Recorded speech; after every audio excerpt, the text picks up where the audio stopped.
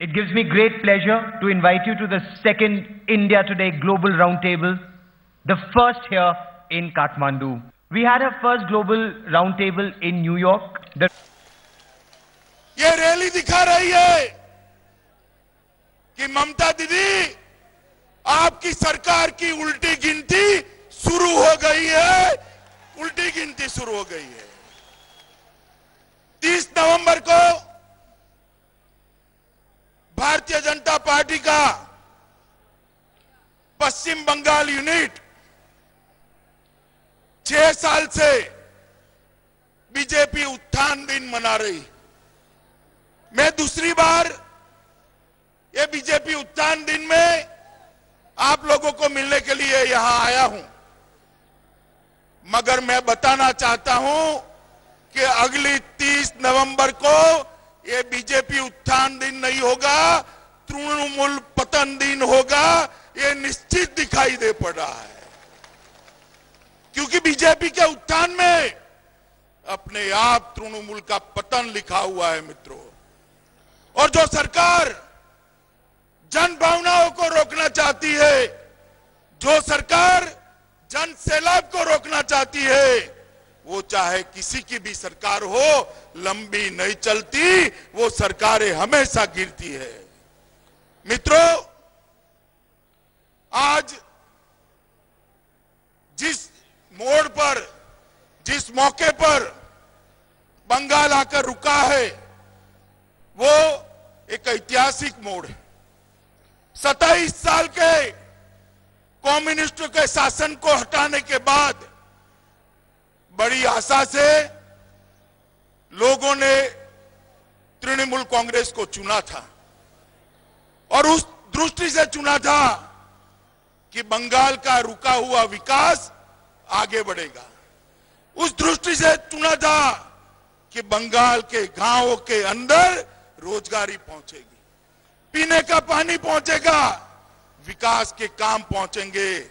मगर आज 3.5 साल के बाद बंगाल वहीं का वहीं रह गया, कुछ ज्यादा पिछड़ गया। एक अलग प्रकार का शासन बंगाल की जनता अनुभव कर रही है मित्रों।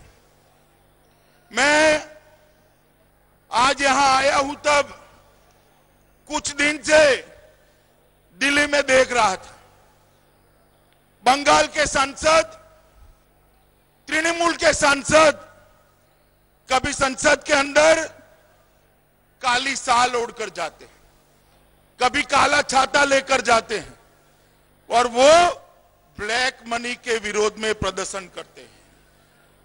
मैं पूछना चाहता हूं दीदी को कि दीदी, आप सांसदों को तो भेज रही है ब्लैक मनी के विरोध में, मगर शारदा चिट फंड में जो पैसा गया है वो ब्लैक है या व्हाइट है? शारदा चिट फंड के दोषियों को क्यों बचा रही? ममता जी, आपको याद होना चाहिए, आपने एक आंदोलन किया था, सिंगूर का आंदोलन। आप लोगों को याद है ना? सिर्फ 1200 लोगों की जमीन सिंगूर के अंदर गई थी, और ममता दीदी ने आमरण अनशन किया था, और पूरे बंगाल के अंदर एक प्रकार की चेतना जागरूक करने का प्रयास किया था। आज शारदा चिट फंड और बाकी के चिट फंड के अंदर कुल मिलाकर 17 लाख लोगों से ज्यादा लोगों के पैसे फंसे हैं। ममता दीदी रोड पर आंदोलन करने के लिए क्यों नहीं आती? मैं पूछना चाहता हूं ममता दीदी को, जिन लोगों के पैसे दिए फंसे हैं, उनके लिए आपकी कोई जिम्मेदारी है या नहीं है? जिन लोगों के पैसे फंसे हैं, उनके लिए आपके मन में कोई चिंता है या नहीं? ये चिट फंड के साथ कौन जुड़े हैं? पहले तो आरोप लगता था, मगर अब सिद्ध हो गया है कि टीएमसी के नेता ही इस चिट फंड को आगे चलाने में मदद करते थे। मित्रों, ममता जी अभी आरोप करी कि सीबीआई उनके नेताओं को फंसा रही है। मैं ममता दी को इतनी बड़ी सभा में एक चैलेंज देना चाहता हूं कि सीबीआई फंसा रही है या नहीं फंसा रही, वो तो अदालत तय कर देगी।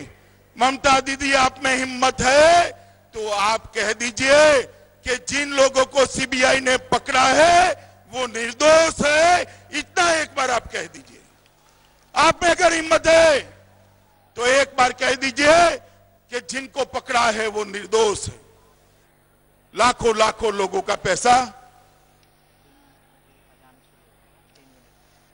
लाखों लाखों का लोगों का पैसा जो लोग गबन कर गए हैं, उनको ममता दीदी बचाने के लिए आगे आई।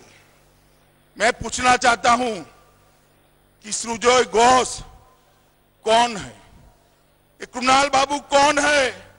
ममता जी, आप बताइए कि आपका पेंटिंग किसने खरीद किया था? आप बताइए, आपका पेंटिंग किसने खरीद किया था? ममता जी, आप बताइए कि श्यामल कमीशन क्यों बंद हो गया? एक कमीशन बनाया गया था, श्यामल कमीशन, वो श्यामल सेन कमीशन को आपने क्यों बंद कर दिया? ममता जी, आप बताइए कि टीएमसी के नेताओं को इस शारदा चिट फंड से फायदा हुआ है या नहीं हुआ है? अगर हुआ है तो आप कैसे कह सकती है कि सीबीआई निर्दोष लोगों को फंसा रही है? यही ममता बनर्जी जो बंगाल के लोगों के लिए आमरण अनशन करने बैठी थी, मुख्यमंत्री बनते ही आज चिट फंड के गुनहगारों को बचाने के लिए ममता बनर्जी आगे आ रही है। ये परिवर्तन बंगाल की जनता अच्छी तरह से जानती है। मित्रों, ममता दी को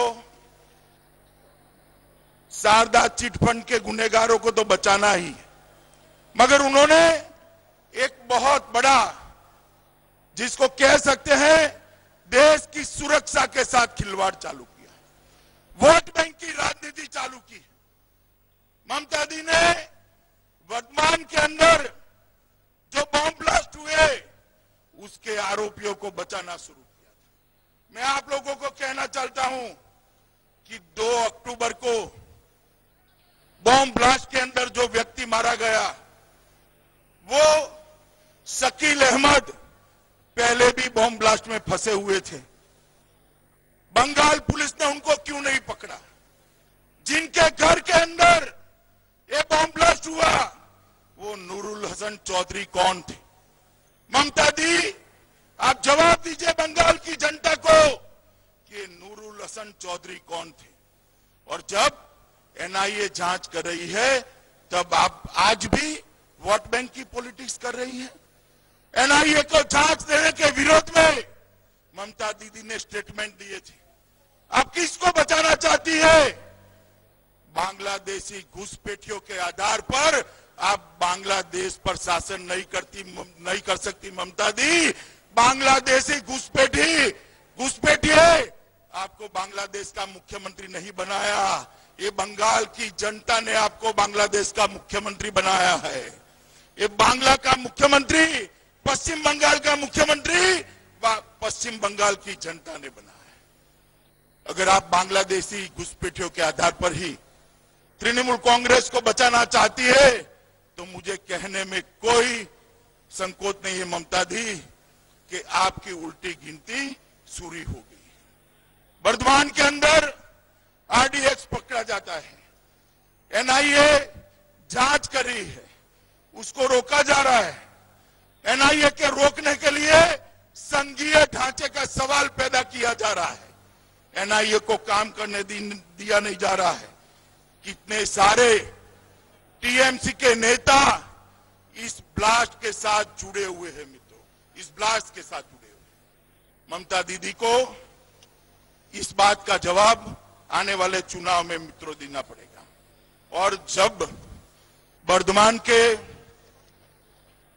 पीछे जो लोग लगे हैं उनको पैसे किसने दिए उसकी जांच शुरू हुई तो आप लोगों को सुनकर आश्चर्य होगा कि उसके अंदर भी शारदा चिट फंड के पैसे ये बम ब्लास्ट के पीछे उपयोग हुए। और ये दोनों जांच एक मोड़ पर जाकर क्लब हो रही है। सीबीआई इस मामले की भी जांच कर रही है। और मित्रों, मैं आज मन से ममता दीदी को अपील करने आया हूं कि ममता दीदी, वोट बैंक की राजनीति जरूर करिए, वो आपको मुबारक, मगर वोट बैंक की राजनीति के कारण देश की सुरक्षा को ताक पर मत रखिए। बांग्लादेशी घुसपैठियों को रक्षण देना आप बंद कर दीजिए। आप पश्चिम बंगाल को संभालना चाहती है, देश की सीमाओं को सुरक्षित रखना चाहती है। देश की सीमाओं को सुरक्षित रखना है तो बांग्लादेशी घुसपैठियों को शरण मत दीजिए। और मित्रों, मैं कहना चाहता हूं कि बांग्लादेश की जनता जो यहां पर ब्लास्ट करने वाले हैं, उसको बांग्लादेश की जनता भी नहीं स्वीकार करती। ममता दी, आप क्यों बचाना चाहती है? मित्रों, आने वाले दिनों में बहुत सारे राजनीतिक परिवर्तन बंगाल के अंदर होने वाले हैं। देश में नरेंद्र भाई मोदी की भारतीय जनता पार्टी की पूर्ण बहुमत की सरकार चली और वो पूर्ण बहुमत की सरकार देश के अंदर एक विकास यात्रा लेकर चली है। मैं आज अपील करने आया हूं पश्चिम बंगाल के मतदाताओं को कि बंगाल को भी वो विकास यात्रा के साथ जोड़ दीजिए।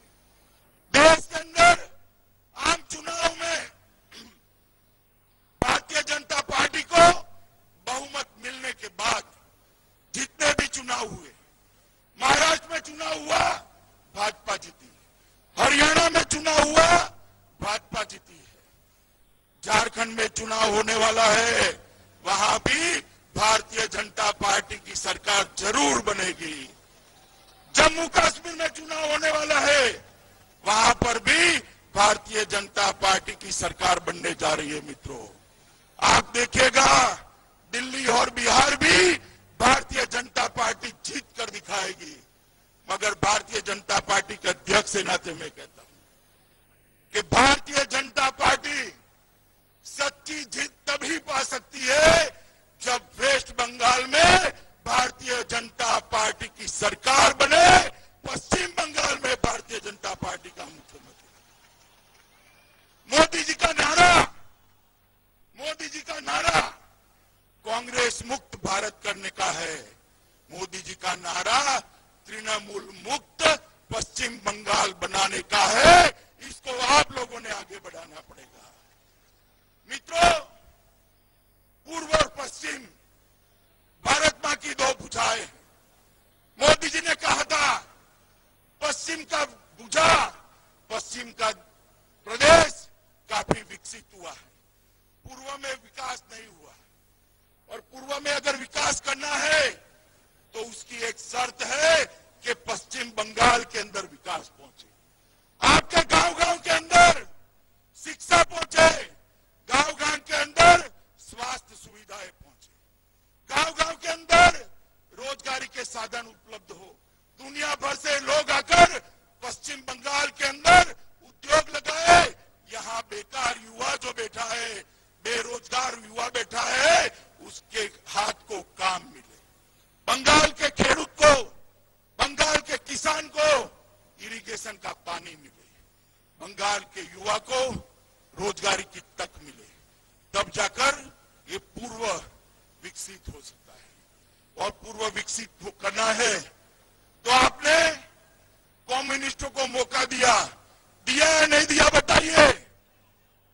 ममता दी को मौका दिया या नहीं दिया? बंगाल में विकास हुआ है क्या?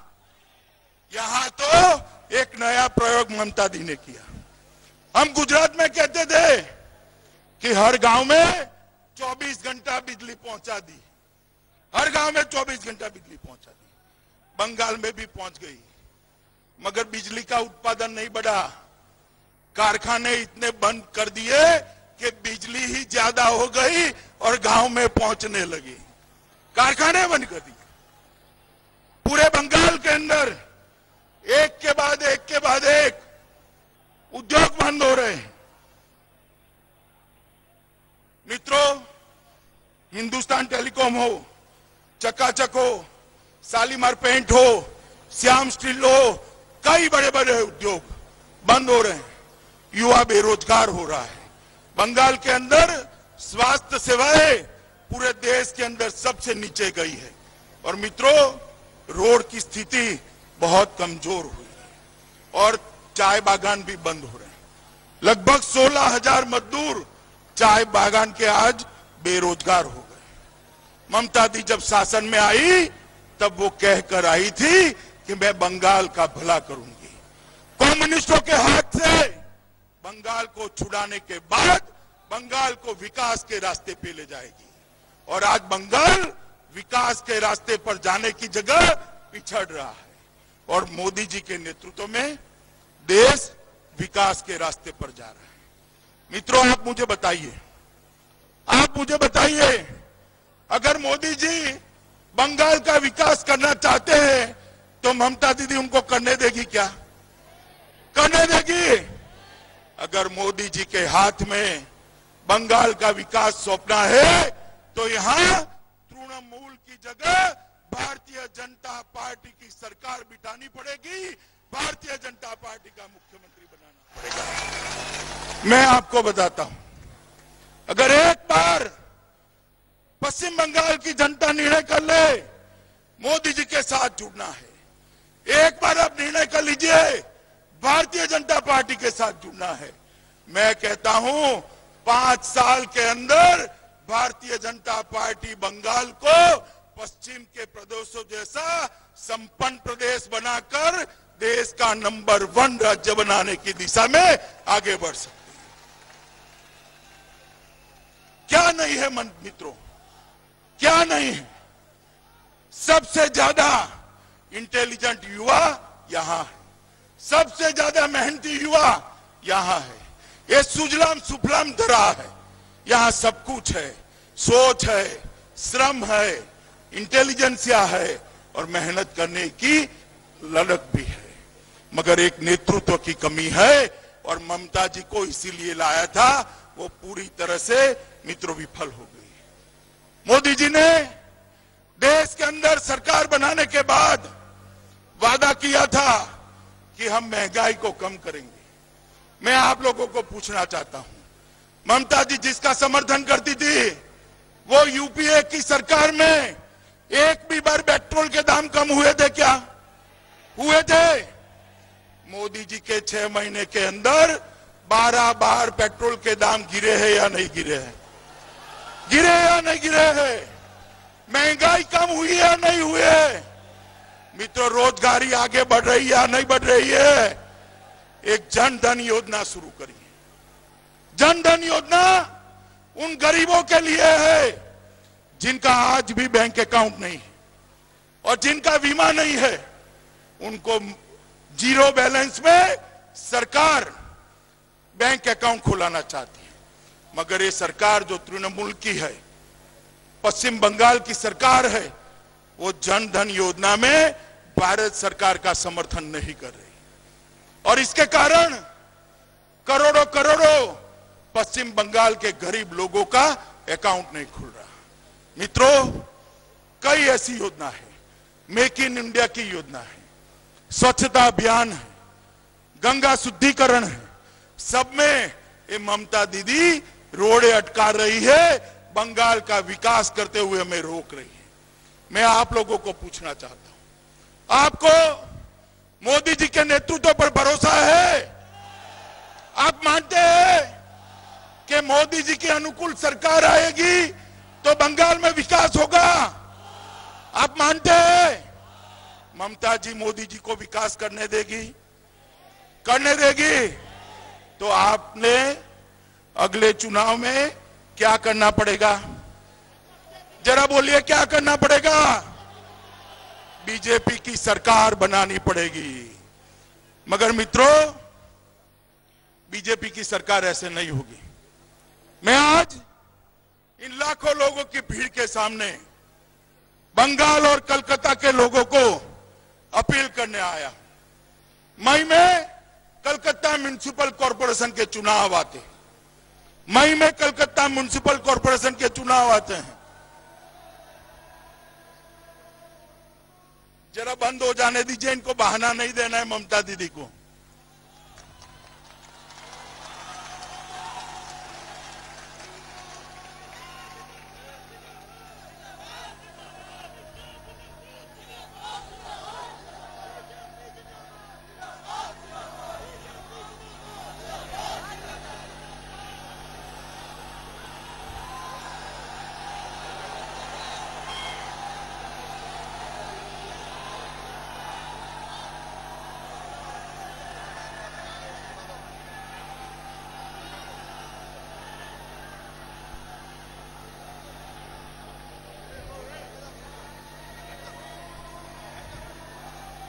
दो मिनट लगेंगे, ठहर जाइए जरा, 2 minute.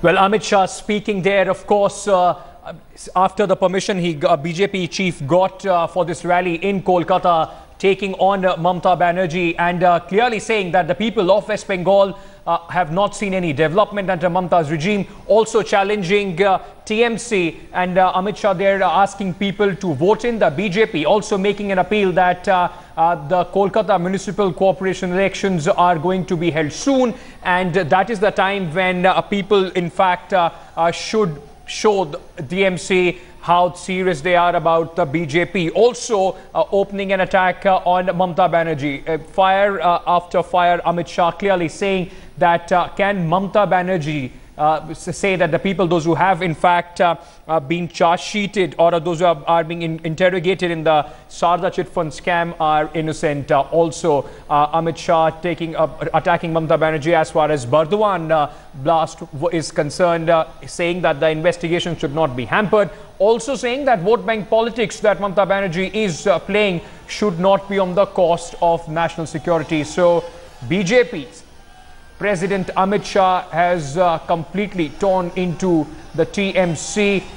This is the clear attack that Amit Shah has, of course, made the pitch for Bengal. Also very clearly with confidence saying that the BJP is going to win in both Jharkhand and of course also in Jammu and Kashmir. So big pitch from the BJP as far as Bengal is concerned. This, remember, is now the focus state as far as BJP is concerned. Also calling Mamta Banerjee for absolutely no development in the state. Amit Shah on your screens there after High Court in fact had to give him permission to hold this rally in Kolkata. A setback for TMC. मगर मैं ममता दीदी को कोई बहाना देना नहीं चाहता, वरना वो कोई रैली ना होने देती। मित्रों, मैं ये कहना चाहता था कि अगर पश्चिम बंगाल में भारतीय जनता पार्टी की सरकार बनानी है, पश्चिम बंगाल में विकास लाना है, मोदी जी की विकास यात्रा के साथ जुड़ना है, तो मैं आज आप लोगों को कहना चाहता हूं कि मई के अंदर कलकत्ता म्युनिसिपल कॉरपोरेशन के चुनाव आ रहे हैं। मई के अंदर कलकत्ता म्युनिसिपल कॉरपोरेशन के चुनाव के अंदर कलकत्ता के नागरिक की शुरुआत करे और तृणमूल कांग्रेस को जड़ समेत उखाड़ कर फेंक दे। कलकत्ता म्युनिसिपल कॉरपोरेशन के चुनाव के अंदर तृणमूल कांग्रेस के पतन की शुरुआत होनी चाहिए। एक बार कलकत्ता के अंदर भारतीय जनता पार्टी का मेयर बिठा दीजिए, भारतीय जनता पार्टी बिल्कुल पूरे पश्चिम बंगाल के अंदर फैल जाएगी। मित्रों, अभी जो माहौल दिखाई पड़ता है उसको एक शुरुआत की जरूरत है और शुरुआत कलकत्ता के लोगों ने करनी है। आज मैं कलकत्ता के लोगों को इस भारतीय जनता पार्टी के मंच पर से अपील करना चाहता हूं कि कलकत्ता ने पूरे देश में परिवर्तन की शुरुआत कई बार करी है। आज पश्चिम बंगाल देश से काफी पिछड़ गया है। पश्चिम बंगाल को देश की विकास की दौड़ में सबसे आगे ले जाना है तो शुरुआत कलकत्ता ने करनी पड़ेगी और पश्चिम बंगाल से तृणमूल कांग्रेस को उखाड़ कर फेंक देना पड़ेगा।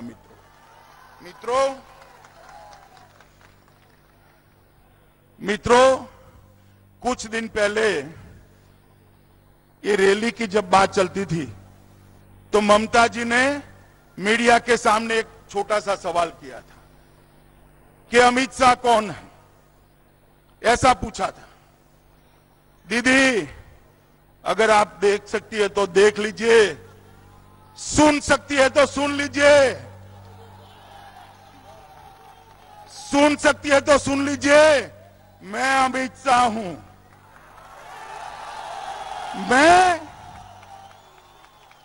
मैं भारतीय जनता पार्टी का एक छोटा सा कार्यकर्ता हूं।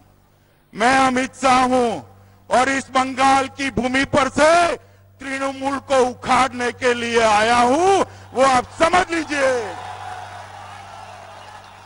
और